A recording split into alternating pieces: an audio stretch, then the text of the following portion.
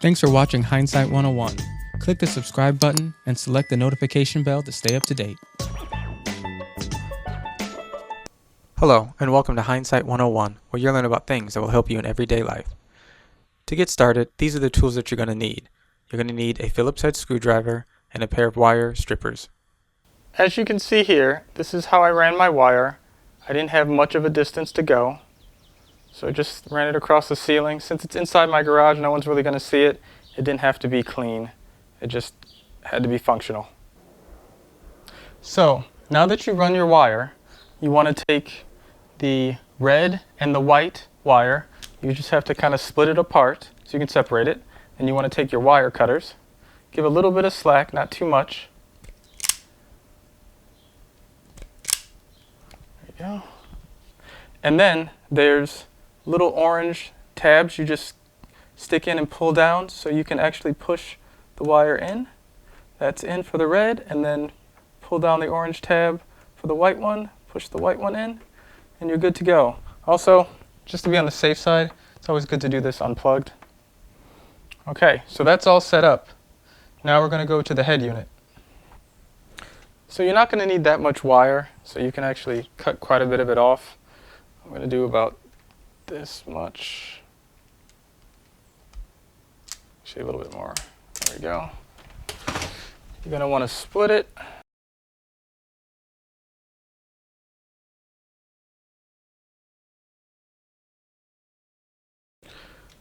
So on the unit, there's two screws. It says white and red for the white and red wire. You just kind of want to loosen that up a bit so you can wrap the cords around. Make sure you wrap them clockwise so when you tighten the screw, the wire doesn't come out. So I'm going to place the red with the red.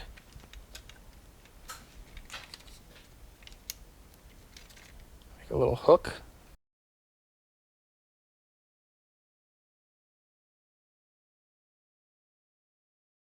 There's a little groove right there. You can put the wire in. And I'm going to tighten down the screws.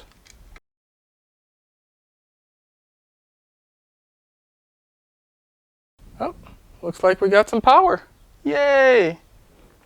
Now I haven't plugged this in. This is running off the battery power. I got to plug the unit back in. So let me go take care of that now. So I already set the screw in pretty much where it needs to be. So now I just have to lock it into place. The black, you can just slide it in the groove and it fits. I'll talk about the top screw in a minute. So got that in there. Oops. Got that snug. Now all you do is just flip up the button and it exposes the hole right there so you can do the rest of the way. Tighten it so this doesn't jiggle. Now we're good. Push the button back down. You're good to go. Now we're going to set up the unit and the wireless function. So now we're going to set up the unit. You want to go to Menu, and then Clock Setup, Enter. Change time. It is now 8:20 p.m. where I'm at. We'll go 8:21 to be safe. Done. Back to menu. All right. The TTC feature I'm going to leave off. Basically, that is timer to close. So after 1 minute, 5 minutes, whatever, your garage door would automatically close in case somebody leaves the door open and forgets to close it. I'm going to leave that alone because usually someone's always home at my house. Lock disabled means if you enable it, then you won't have any remote controls. I do want remote controls, so I'm going to leave lock disabled. Let's go to next. So we're going to skip program for the moment. We'll go to that last. You have temperature. You can adjust if you want Fahrenheit, Celsius, or not to show it at all. I'll keep Fahrenheit for myself. Language for me is English. I can do light settings.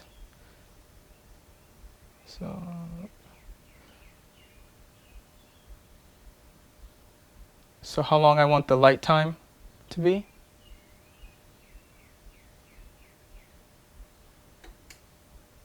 So now it's about 1.5 minutes.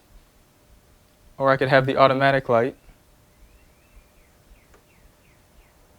I can control the contrast of the unit if I want it darker or brighter.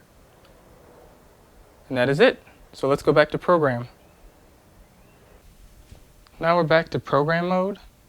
So click enter. We want to go all the way down to the bottom where it says Wi-Fi setup. Enter.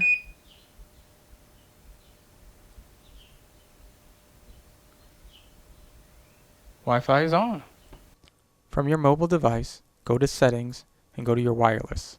You want to select the MQ wireless network. Go to your browser and you want to type in setup.myqdevice.com.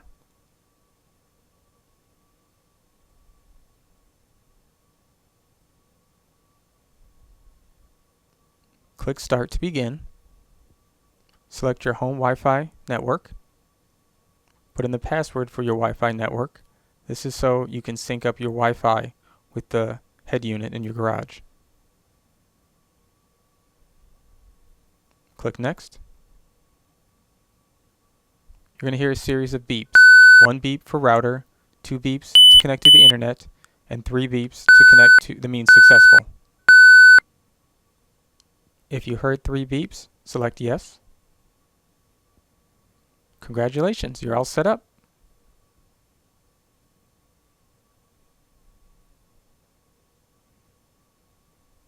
Now you want to go to the mobile app, log in, get started, add new. It's going to locate the device. Give it a second. Now you have to put in the serial number found on the right side of the unit when you take the light fixture off.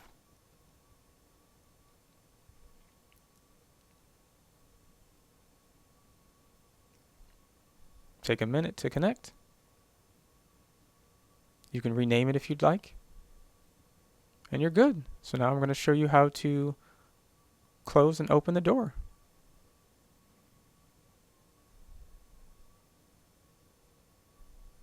Now you're only going to hear the beeps when you use the mobile app. The garage door will not beep if you just use the wireless panel or the control panel. Voila, it works. Thanks for watching. Let me know if you have any questions.